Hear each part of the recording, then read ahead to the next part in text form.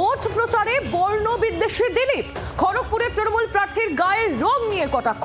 দিলীপের মন্তব্যের নিন্দা করে প্রদীপ সরকার বললেন, হাম কালে হ্যাঁ তো ক্যা হুয়া, দিলওয়ালে হ্যাঁ।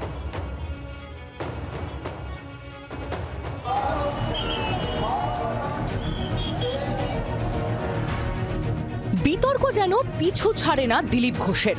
এবার ভোট প্রচারে বেরিয়ে প্রতিপক্ষের বিরুদ্ধে বর্ণবিদ্বেষী মন্তব্যের অভিযোগ উঠল রাজ্য বিজেপির প্রাক্তন সভাপতির বিরুদ্ধে। মঙ্গলবার স্ত্রী রিঙ্কু মজুমদারকে নিয়ে খড়গপুর সদরে ভোট প্রচার করেন দিলীপ। 32 নম্বর ওয়ার্ডে প্রচারের সময় এলাকার জলের সমস্যার কথা তুলে ধরেন তিনি। সেই প্রসঙ্গেই টেনে আনেন খড়গপুরের প্রাক্তন পুরপ্রধান ও এই কেন্দ্রের তৃণমূল প্রার্থী প্রদীপ সরকারের নাম। তবে রাজনৈতিক আক্রমণের চেনা গণ্ডিতে আটকে থাকেননি দিলীপ।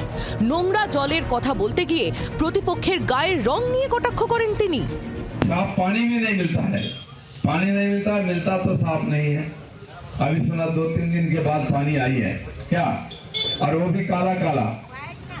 हमारा केंद्रीय टीएमसी का चेयरमैन जो है ना, उसका रंग जैसा ही है, पानी का रंग।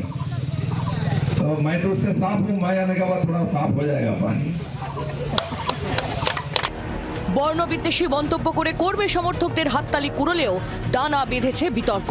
দিলীপের মন্তব্যের তীব্র নিন্দা করেন তৃণমূল প্রার্থী প্রদীপ সরকার।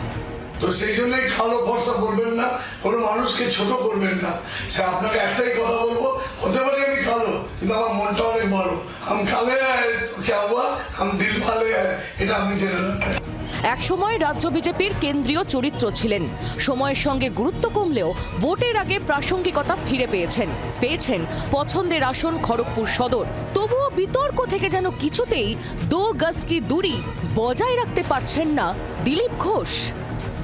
গোপীর রিপোর্ট, জি24 ঘন্টা। বাংলার আওয়াজ, বাঙালির আবেগ, জি24 ঘন্টা।